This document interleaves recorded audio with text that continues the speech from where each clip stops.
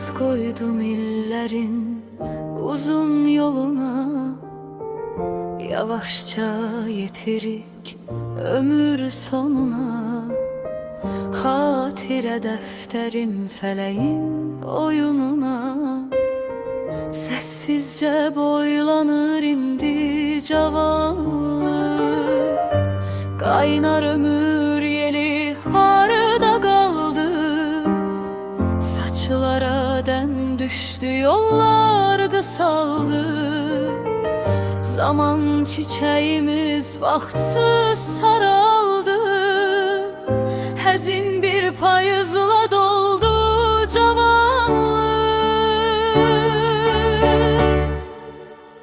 Bir zaman telesik attım atardı, indi her menzilde bir dayanırım.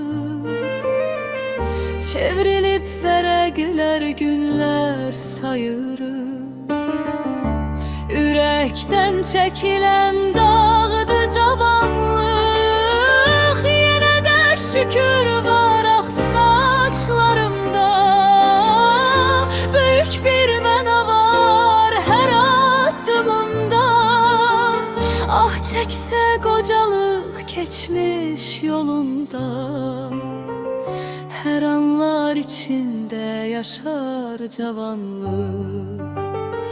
Her anlar içinde yaşar cavanlık.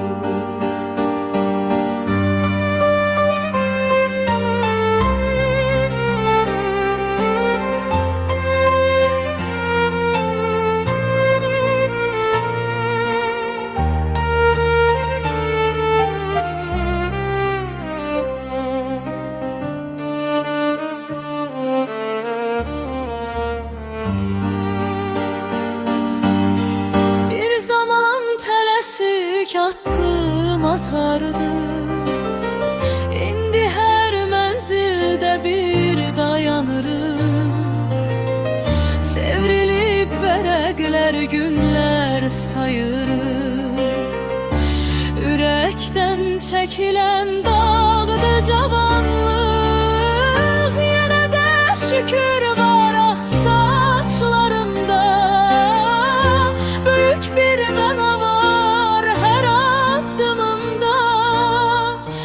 çekse kocalık geçmiş yolunda, her anlar içinde yaşar cavanlık. Her anlar içinde yaşar cavanlık.